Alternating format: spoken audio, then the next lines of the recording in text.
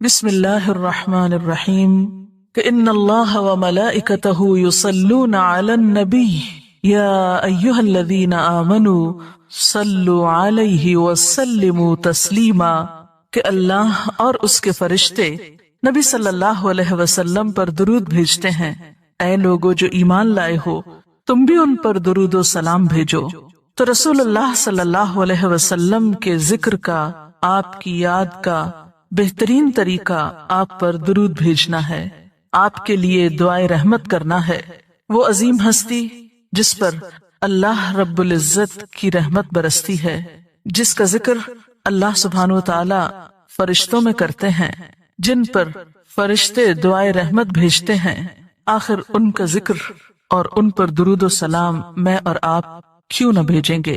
آپ صلی اللہ علیہ وسلم پر درود بھیجنا خود ہمارے اپنے لیے باعث سعادت ہے، باعث رحمت ہے۔ آپ صلی اللہ علیہ وسلم اس کے محتاج نہیں۔ مشرق ہو یا مغرب، شمال ہو یا جنوب، دنیا کے گوشے گوشے میں آپ کا ذکر خیر ہو رہا ہے، دن رات، آذانوں میں، نمازوں میں، جہاں جہاں آپ کا نام لیا جائے۔ لیکن اگر ہم درود شریف پڑھتے ہیں تو اس کا فائدہ خود ہم ہی کو پہنچتا ہے، ہمارے اپنے لیے باعث رحمت ہے۔ تمام غموں، دکھوں، تکلیفوں، مصیبتوں اور پریشانیوں سے نکلنے کا راستہ ہے، درجات کی بلندی کا ذریعہ ہے۔ رسول اللہ صلی اللہ علیہ وسلم نے فرمایا، جس نے مجھ پر ایک بار درود بھیجا، اللہ تعالیٰ اس پر 10 مرتبہ رحمتیں نازل فرمائے گا۔ ایک بار درود پڑھنے کا اجر و ثواب، اس کے 10 گناہ معاف فرمائے گا۔ یعنی صرف 10 رحمتیں نہیں، 10 گناہوں کی بخشش بھی ہوگی اور 10 درجے بلند فرمائے گا، یعنی درجات کی بلندی بھی۔ اسی طرح درود شریف آپ صلی اللہ علیہ وسلم سے قربت کا ذریعہ بھی ہے۔ حدیث پاک میں آتا ہے، قال رسول اللہ صلی اللہ علیہ وسلم اول الناس بی یوم القیامت اکثرهم علی صلاۃ، قیامت کے روز مجھ سے سب سے زیادہ قریب لوگ وہ لوگ ہوں گے جو دنیا میں سب سے زیادہ مجھ پر درود بھیجنے والے تھے۔ یعنی قیامت کے دن آپ کا قرب بھی درود شریف کی وجہ سے نصیب ہوگا۔ پھر اسی طرح اگر انسان کوئی اور دعا نہ بھی کر سکے، غم، دکھ اور تکلیف کی حالت میں صرف درود شریف بھی پڑھتا رہے تو اسے ساری دعاؤں سے کفایت کر جائے گا۔ ایک حدیث میں آتا ہے، حضرت ابی بن کعب رضی اللہ تعالی عنہ کہتے ہیں کہ میں نے آپ صلی اللہ علیہ وسلم سے عرض کیا، اے اللہ کے رسول صلی اللہ علیہ وسلم، میں آپ پر کثرت سے درود بھیجتا ہوں، یعنی بہت زیادہ آپ پر درود بھیجتا ہوں، اپنی دعا میں سے کتنا وقت میں درود کے لیے وقف کروں؟ یعنی جتنی میں دعائیں مانگتا ہوں ان میں سے کتنے وقت کے لیے درود پڑھا کروں؟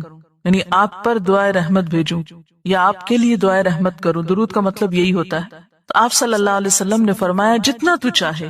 کہتے ہیں کہ میں نے عرض کیا، کیا 1/4 وقت صحیح ہے؟ 1/4؟ آپ نے فرمایا جتنا تو چاہے، لیکن اگر اس سے زیادہ کر لے تو تیرے ہی لیے بہتر ہے۔ میں نے عرض کیا، آدھا وقت مقرر کر لوں؟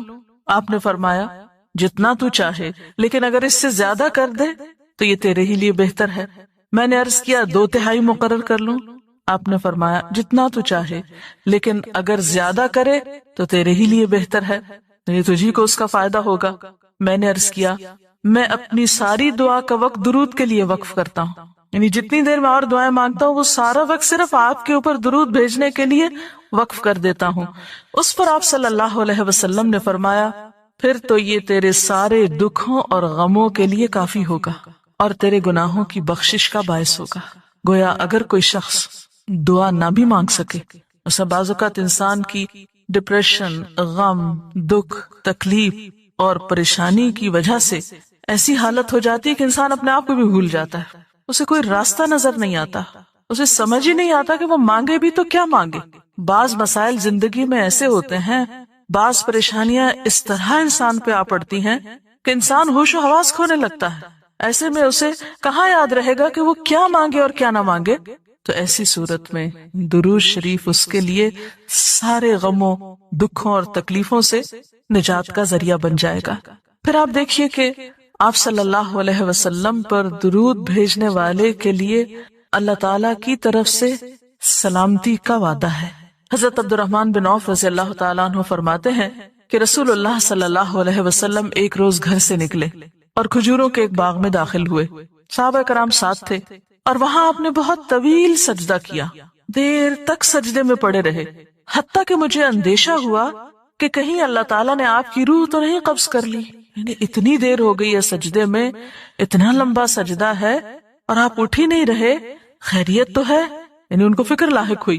تو حضرت عبد الرحمن بن عوف کہتے ہیں کہ میں رسول اللہ صلی اللہ علیہ وسلم کی طرف دیکھ ہی رہا تھا کہ آپ نے سر اٹھایا. یعنی جب میری فکر سے یہ حالت تھی تو آپ نے سر اٹھا دیا اور فرمایا کیا بات ہے، کیوں پریشان ہو؟ میں نے اپنی فکر کا ذکر کیا، بات بتائی تو آپ نے فرمایا کہ جبریل علیہ السلام نے مجھ سے کہا ہے کہ اے محمد صلی اللہ علیہ وسلم، کیا میں آپ کو ایک بشارت دوں، ایک خوشخبری نہ دوں؟ اللہ کریم فرماتا ہے جو شخص آپ پر درود بھیجے گا میں بھی اس پر رحمت نازل کروں گا، اور جو آپ پر سلام بھیجے گا میں بھی اس پر سلام بھیجوں گا. گویا جو شخص رسول اللہ صلی اللہ علیہ وسلم پر سلام بھیجتا ہے، جواب میں اس کے لیے اللہ کا سلام آتا ہے. اس سے بڑھ کر انسان کے لیے سعادت اور خوش قسمتی کی اور کیا بات ہو سکتی ہے. پھر یہ کہ درود شریف نہ صرف یہ کہ دنیا میں انسان کے لیے فائدے کا باعث ہے، بلکہ آخرت میں انسان کے لیے شفاعت کا ذریعہ بھی ہے. درود شریف پڑھنے والوں کو نبی صلی اللہ علیہ وسلم کی شفاعت نصیب ہوگی. آپ نے فرمایا جس نے 10 مرتبہ صبح و شام مجھ پر درود بھیجا اسے قیامت کے دن میری شفاعت حاصل ہوگی. اب یہ کہ اگر زیادہ وقت نہ بھی ملے تو 10 دفعہ درود شریف پڑھنا آخر کیا مشکل ہے، کتنی دیر لگ جائے گی، لیکن اس کا اجر و ثواب اور اس کا فائدہ کس قدر ہے. پھر اسی طرح درود شریف دعاؤں کی قبولیت کا ذریعہ بھی بنتا ہے.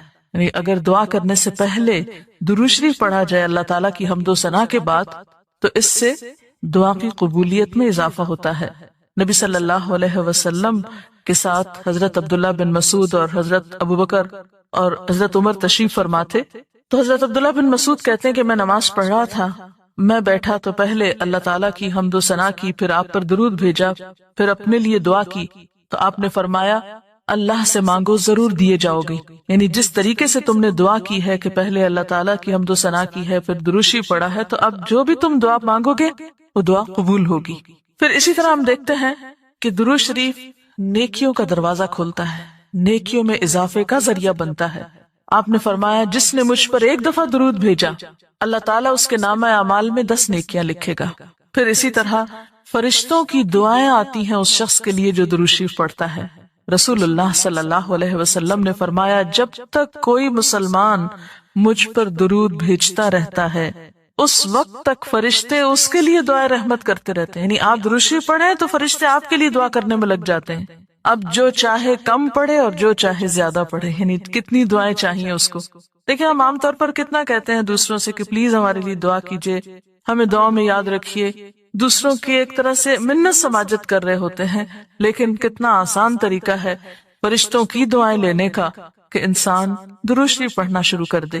اور وہ شخص جو درود نہ پڑھے وہ صرف اپنے آپ ہی کو نقصان دیتا ہے، اس لیے کہ درود شریف نہ پڑھنا انسان کے بخیل ہونے کی علامت ہے. آپ صلی اللہ علیہ وسلم نے فرمایا جس کے سامنے میرا نام لیا جائے اور پھر وہ مجھ پر درود نہ پڑھے تو وہ بخیل ہے. اس سے یہ بات بھی پتہ چلتی ہے کہ اگر ہم خود درود شریف نہیں بھی پڑھ رہے لیکن اگر کوئی اور آپ کا ذکر خیر کر رہا ہے یا کوئی اور درود شریف پڑھ رہا ہے اور اگر وہ بلند آواز میں پڑھ رہا ہے تو ہمیں بھی آپ کا نام سنتے ہی دل میں درود شریف پڑھنا ہوگا. یہ بھی آپ کے ادب میں سے ایک ہے. اور قیامت کے دن اس شخص کے لیے جو درود نہ پڑھے، درود کا نہ پڑھنا حسرتوں کا باعث ہوگا. حضرت ابو ہریرہ رضی اللہ تعالی عنہ کہتے ہیں کہ رسول اللہ صلی اللہ علیہ وسلم نے فرمایا جس مجلس میں لوگ اللہ کا ذکر نہ کریں، یعنی اکٹھے ہوئے ہیں دنیا بھر کی باتیں کی لیکن اللہ سبحانہ و تعالیٰ کی کوئی بات نہیں کی، اور نبی صلی اللہ علیہ وسلم پر درود نہ بھیجیں، یعنی نہ تو اللہ کا ذکر کیا اور نہ ہی آپ پر درود بھیجا، وہ مجلس قیامت کے دن انسان کے لیے حسرت کا باعث ہوگی. انسان اس پر پچھتائے گا، خواہ وہ اپنے نیک اعمال کے بدلے میں جنت میں چلا ہی جائے. یعنی ایک شخص جنت میں بھی پہنچ گیا لیکن اس کو ایسی مجلسوں پر حسرت ضرور ہوگی جس میں اس نے اللہ کا ذکر اور رسول اللہ صلی اللہ علیہ وسلم پر درود نہ بھیجا ہوگا. اور اگر دیکھا جائے تو انسان کے اعمال میں ایسی کوتاہی اور غفلت بسا اوقات جنت سے محرومی کا سبب بھی بن جاتی ہے۔ آپ صلی اللہ علیہ وسلم نے فرمایا جو مجھ پر درود پڑھنا بھول گیا اس نے جنت کا رستہ کھو دیا، یعنی جس نے اتنی غفلت برتی کہ کبھی آپ کا ذکر ہی نہیں کیا اور کبھی آپ کے لیے دعا ہی نہیں کی اور کبھی آپ کے لیے درود ہی نہیں پڑھا، تو اس نے اپنے لیے کیا کمایا۔ تو ہمارے لیے دن میں بے شمار مواقع ایسے ہوتے ہیں کہ جس میں ہم درود شریف پڑھ سکتے ہیں۔ سب سے پہلا موقع تو خود نماز کا موقع ہے، اس وقت تک نماز مکمل نہیں ہوتی جب تک ہم اس میں درود شریف نہیں پڑھتے۔ پھر اسی طرح عام نمازوں کے علاوہ نماز جنازہ میں بھی درود شریف پڑھا جاتا ہے۔ پھر اذان کے بعد درود شریف پڑھا جاتا ہے۔ آپ صلی اللہ علیہ وسلم نے فرمایا جب مؤذن کی آواز سنو یعنی اذان سنو تو وہی کہو جو مؤذن کہتا ہے، یعنی اذان کا جواب دو، پھر مجھ پر درود پڑھو۔ یعنی اذان کا جواب دینے کے بعد جب اذان ختم ہو جائے تو کیا کرنا چاہیے؟ نبی صلی اللہ علیہ وسلم پر درود بھیجنا چاہیے، کیونکہ مجھ پر درود پڑھنے والے پر اللہ تعالیٰ 10 رحمتیں نازل فرماتا ہے۔ اس کے بعد میرے لیے اللہ سے وسیلہ مانگو، جو جنت میں ایک مقام ہے جو جنتیوں میں سے صرف کسی ایک ہی کو ملے گا، اور مجھے امید ہے کہ وہ جنتی میں ہی ہوں گا، یعنی آپ صلی اللہ علیہ وسلم ہی کے لیے وہ مقام ہے۔ اور آپ نے یہ بھی فرمایا کہ من سألی اللہ الوسیلہ، جس نے اللہ سے میرے لیے وسیلہ کی دعا کی، یعنی درود شریف کے علاوہ آت محمد الوسیلۃ دعا ہم پڑھتے ہیں، یہ دعا بھی پڑھی جانی چاہیے۔ تو جس نے یہ دعا پڑھی اس کے لیے میری شفاعت واجب ہو جائے گی، یعنی قیامت کے دن پھر میں اس کے لیے شفاعت کروں گا۔ نمازوں کے علاوہ، خاص مواقع کے علاوہ دن میں جب بھی آپ چاہیں درود شریف پڑھ سکتے ہیں، لیکن عام دنوں کے علاوہ جمعے کے دن خصوصی طور پر درود شریف پڑھنے کی تاکید ہے، کیونکہ آپ نے اس کا خود حکم دیا۔ آپ صلی اللہ علیہ وسلم نے فرمایا جمعہ کے روز کثرت سے مجھ پر درود پڑھا کرو، جو آدمی جمعہ کے روز مجھ پر درود بھیجتا ہے وہ میرے سامنے پیش کیا جاتا ہے۔ اسی طرح دعا سے پہلے، دعا کے بعد، پھر جہاں کہیں آپ کا نام لیا جا رہا ہو یا لکھا جا رہا ہو یا کسی بھی طرح آپ کا ذکر آئے وہاں آپ کے لیے درود پڑھنا۔ اسی طرح مسجد میں داخل ہوتے وقت درود شریف پڑھنا، مسجد سے نکلتے وقت درود شریف پڑھنا، پھر نماز سے فارغ ہونے کے بعد درود شریف پڑھنا، یعنی ایک تو نماز کے اندر ہے لیکن نماز سے فراغت کے بعد، پھر اسی طرح ہر مجلس میں آپ پر درود پڑھنا ضروری ہے۔ پھر اسی طرح صبح و شام کے اوقات میں، یعنی یہ تمام مواقع ایسے مواقع ہیں جس میں آپ درود شریف پڑھ سکتے ہیں۔ اور موقع کوئی ہو یا نہ ہو، دن یا رات کی گھڑیوں میں سے جس گھڑی میں آپ چاہیں، جب چاہیں، چلتے پھرتے کام کاج کرتے، آپ اللہ کے رسول صلی اللہ علیہ وسلم کو یاد کر سکتے ہیں، آپ کے لیے درود اور سلام پڑھ سکتے ہیں۔ اللہ تعالی ہمیں ان لوگوں میں شامل کرے جو کثرت سے آپ پر درود بھیجتے ہیں۔ اس سلسلے میں اگر کوئی آپ کا سوال ہو تو آپ کر سکتے ہیں۔ ڈاکٹر صاحبہ، رسول اللہ صلی اللہ علیہ وسلم پر درود شریف پڑھنے کے لیے کیا وضو کا ہونا لازمی ہے؟ وضو کی شرط نماز اور طواف کے لیے، یہ دو کام وضو کے بغیر نہیں ہو سکتے، یعنی اگر کوئی وضو کے بغیر نماز پڑھے گا تو اس کی نماز نہیں ہوگی، یعنی نماز قبول نہیں ہوگی۔ اسی طرح خانہ کعبہ کا طواف کرنے کے لیے وضو شرط ہے، لیکن اس کے علاوہ باقی نیکی کے کاموں کو کرنے کے لیے اور عام حالات میں بھی باوضو رہنا بہت فضیلت کی بات ہے۔ لیکن مثلاً اگر آپ قرآن پاک پڑھ رہے ہیں اور آپ کا وضو نہیں ہے تو وہ وضو کا نہ ہونا تلاوت میں خلل انداز نہیں ہوگا، یہ نہیں کہ آپ کی تلاوت قبول نہیں ہوگی، آپ کو جو بھی صورت یاد ہے آپ پڑھ سکتے ہیں۔ اسی طرح اگر قرآن پاک بغیر وضو کے آپ اپنی زبان سے پڑھ سکتے ہیں تو درود شریف بھی پڑھ سکتے ہیں، اس میں کوئی شرط نہیں ہے۔ لیکن ظاہر ہے کہ باوضو پڑھنے میں اور بغیر وضو پڑھنے میں فرق تو ہے۔ باوضو درود شریف پڑھنا زیادہ بہتر ہے، پسندیدہ ہے بنسبت بغیر وضو کے۔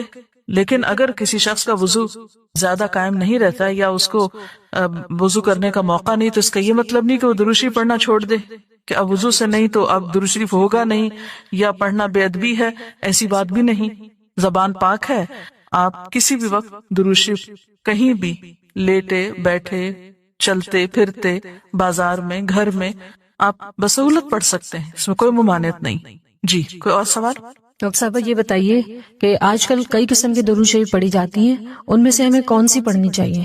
جیسا کہ آپ نے عرض کیا کہ نبی صلی اللہ علیہ وسلم پر درود شریف پڑھنے کے کئی صیغے ہمارے ہاں مشہور ہیں، اس میں کچھ تو وہ ہیں جو آپ صلی اللہ علیہ وسلم سے ثابت ہیں، اور کچھ ایسے ہیں کہ جو لوگوں نے بعد میں خود بنا لیے ہیں. تو وہ ایسے تمام ورژن یا ایسی تمام عبارتیں جو لوگوں نے خود اس معنی کی بنائی ہیں، خواہ وہ عربی میں ہے یا اردو میں ہے، تو ان کو پڑھنے کی حد تک تو پڑھا جا سکتا ہے. یعنی اگر نثر میں کوئی ایسی عبارت موجود ہے جس میں آپ صلی اللہ علیہ وسلم کے لیے دعا کی گئی ہے یا آپ کی مدح کی گئی ہے یا آپ پر سلام بھیجا گیا ہے، خواہ وہ نثر میں ہو یا شعر میں، تو اس میں حرج تو کوئی نہیں. لیکن وہ چیز جو خود آپ صلی اللہ علیہ وسلم نے ہمیں سکھائی اور جو آپ کی طرف سے ہمیں ملی، اس کا مقام باقی ہر انسان کے کلام پر کہیں بلند ہے، کہیں زیادہ فائدہ مند ہے. تو وہ درود شریف جو مسنون ہے، وہ صیغہ جو آپ سے ثابت ہے، اس کا پڑھنا افضل ہے، وہی اصل درود ہے. اور باقی تو انسانوں کے خیالات یا جذبات کا اظہار ہے، خواہ وہ شعر میں ہو، خواہ وہ نثر میں ہو، خواہ وہ اردو میں ہو، خواہ پنجابی میں ہو یا کسی اور زبان میں ہو، وہ تو پھر انسانوں کے کلام ہے نا. تو جس طرح اللہ سبحانہ و تعالیٰ کے کلام کو باقی تمام انسانوں کے کلام پر فضیلت ہے، اسی طرح نبی صلی اللہ علیہ وسلم کے کلام کو بھی باقی انسانوں کے کلام پر فضیلت ہے. ایک عام شاعر کتنی بھی خوبصورت بات کرے لیکن اللہ کے رسول صلی اللہ علیہ وسلم سے آگے تو اس کی بات نہیں ہو سکتی. ایک عام انسان کتنے بھی خوبصورت انداز میں آپ صلی اللہ علیہ وسلم کا ذکر خیر کرے لیکن وہ اس کے برابر تو نہیں ہو سکتا جو نبی صلی اللہ علیہ وسلم نے خود ہمیں دیا. تو بہترین صیغہ وہی ہے جو ہم نماز میں پڑھتے ہیں، جسے درود ابراہیمی کہا جاتا ہے، اور اس کا پڑھنا باعث اجر و ثواب ہے اور اس میں کوئی شک ہی نہیں. اسی طرح یہ چونکہ تھوڑا طویل ہے تو اس کو مختصر انداز میں بھی آپ پڑھ سکتے ہیں. مثلا صرف اگر آپ صلی اللہ علیہ وسلم کہہ رہے ہیں تو یہ بھی درست ہے، یہ بھی درود شریف مکمل ہے ایک طرح سے اگرچہ مختصر ہے. اسی طرح اللہم صلی وسلم علی نبینا محمد، یہ بھی آپ پڑھ سکتے ہیں. صلی اللہ علی النبی الکریم کہہ سکتے ہیں. تو مختصر ہو یا درود ابراہیمی کچھ طویل شکل میں ہو، اصل چیز تو ذکر میں مشغول ہونا ہے. تعداد میٹر نہیں کرتی جتنا وہ احساس اور جذبہ اور عقیدت جو کہ درود شریف پڑھتے ہوئے آپ صلی اللہ علیہ وسلم کے لیے ہماری ہو سکتی ہے. بعض لوگوں کو دیکھا کیا ہے کہ درود شریف تو بہت کثرت کے ساتھ پڑھتے ہیں لیکن فرض نماز کی طرف بالکل توجہ نہیں دی جاتی، اور ان کا کہنا یہ ہے کہ ہمارے لیے درود شریف ہی کافی ہے. تو کیا یہ ان کا طریقہ درست ہے؟ بات یہ ہے کہ دین کے معاملے میں ہم اپنی مرضی سے کوئی تبدیلی نہیں کر سکتے یا دین کے مفہوم ہم خود متعین نہیں کر سکتے. مثلا صحابہ کرام میں سے کسی نے آج تک درود شریف پڑھنے کا یہ مطلب نہیں لیا کہ وہ ان کی نمازوں کے لیے بھی کافی ہو گیا یا اب نماز کی ضرورت نہیں رہی. نماز تو فرض ہے، سب سے پہلا حساب قیامت کے دن نماز ہی کا ہوگا. حقوق اللہ میں سے سب سے پہلا حق نماز ہے. تو یہ درود شریف پڑھنا تو نبی صلی اللہ علیہ وسلم کا حق ہے اور نماز پڑھنا اللہ کا حق ہے. اب یہ دو حقوق اپنی اپنی جگہ پر ہیں. آپ کو یہ حق نہیں دیا گیا کہ آپ ایک کا حق دیتے دیتے دوسرے کا حق مار دیں. لہٰذا یہ کہنا بالکل درست نہیں کہ درود شریف نماز کی جگہ پر بھی کافی ہے یا نماز کی اب ضرورت نہیں رہی، صرف درود شریف ہی کافی ہے. یہ پھر حد سے بڑھنا ہوگا، اعتدال سے نکلنے کی بات ہے. تو ہمارا دین ہمیں اعتدال سکھاتا ہے، ہر چیز اپنے مقام پر ہی خوبصورت ہوتی ہے. جی کوئی اور سوال؟ مومن جو ہے وہ جنت میں جا کر کیوں حسرت کرے گا؟ حالانکہ مومن کا تو مقصد یہی ہوتا ہے کہ وہ جنت میں چلا جائے، پھر بھی مطلب وہ کیوں اس پر حسرت کرے گا؟ اب دیکھیے دنیا میں بھی بہت دفعہ ایسا ہوتا ہے کہ مثلاً ایک کھلاڑی ہے، بہت اچھی اس کی پرفارمنس ہے، ٹیم کامیاب بھی ہو جاتی ہے، لیکن اس کے باوجود اگر کہیں کوئی کمی رہ جائے تو اس پر حسرت بھی ہوتی ہے کامیابی کے باوجود. مثلاً ایک طالب علم بہت اچھی پوزیشن امتحان میں حاصل کرتا ہے اور اس کے ساتھ بعض اوقات اس کو افسوس بھی ہوتا ہے کہ اگر میں تھوڑی سی محنت اور کرتا تو میں فلاں مقام پہ پہنچ جاتا.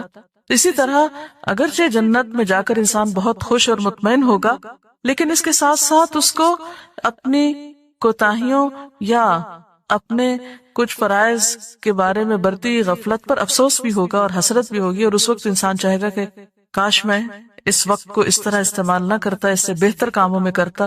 اور ان میں سے ایک درود شریف میں کوتاہی ہے. جیسا کہ ہم دیکھتے ہیں کہ کچھ لوگ نبی صلی اللہ علیہ وسلم کہنے کے بجائے صرف نبی صلی اللہ علیہ وسلم کہتے ہیں، تو کیا ایسا کہہ سکتے ہیں؟ عام طور پر لوگ صلی اللہ علیہ وسلم کو مخفف کر دیتے ہیں، یعنی اس کی صرف ایبریویشن استعمال کرتے ہیں. میرے خیال میں ایسا کہنا درست نہیں. جہاں سلم کہا جا رہا ہے وہاں صلی اللہ علیہ وسلم کہنے میں کتنی دیر لگتی؟ میرا خیال ہے کہ سب سے آسان کام زبان استعمال کرنا ہے. دنیا کی باتوں میں ہم کبھی نہیں تھکتے. لمبی لمبی گفتگویں، ایک بات کو بار بار کرنا ہماری عام عادت میں شامل ہوتا ہے. لیکن جہاں ایسے کلام کی بات آتی ہے کہ جس کے ایک دفعہ ادا کرنے سے 10 رحمتیں ہم پر آتی، وہاں ہم بخل کر جاتے ہیں. تو سلم کہنے کے بجائے صلی اللہ علیہ وسلم ہی کہنا چاہیے، یا پھر علیہ السلام کہہ دینا چاہیے اگر بہت ہی مختصر کرنا ہے، یعنی نبی علیہ السلام جیسے بعض لوگ کہتے ہیں. لیکن بہتر تو یہی ہے کہ صلاۃ اور سلام دونوں ہی ہوں. وآخر دعوانا ان الحمد للہ رب العالمین.